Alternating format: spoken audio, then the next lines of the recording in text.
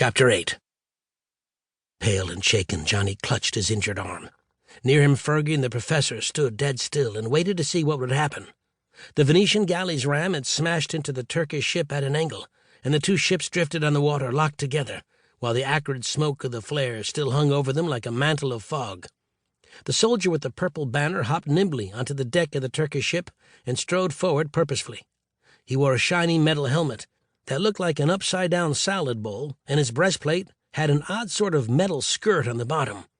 Behind him walked a short man with a well-trimmed beard. His face was sunburned and leathery, and his eyes were set in deep, dark hollows. He wore a long red cape and a puffy velvet hat that looked like an oversized beret, and his battle armor was gilded and covered with fancy engraved decorations. In his hand he carried a glittering sword. The bearded man looked grim, and he stopped in front of the professor, looking him over from head to toe. For a long time he stared at the flare gun the professor held in his right hand. Then, to everyone's surprise, he smiled slyly, as if he had a secret.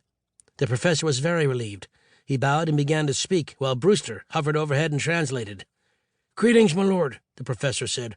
"I am a monk of the Franciscan order, and these are my companions.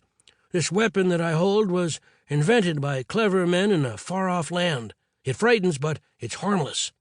The bearded man looked around at the Turkish soldiers and sailors who were still cowering on the deck, with their hands over their eyes. "I see," he said. With a grand flourish, he sheathed his sword and folded his arms.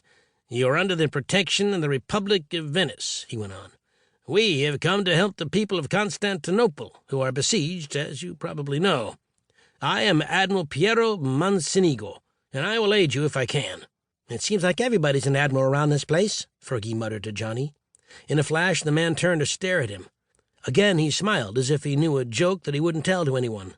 "I beg your pardon," he said, "but I don't think I heard what you said." Fergie's face turned red. "It wasn't important?" he mumbled. The admiral laughed and turned quickly to the soldier who held the flag. He gave a quick series of orders. The Turkish prisoners were to be bound, and the galley slaves were to be set free.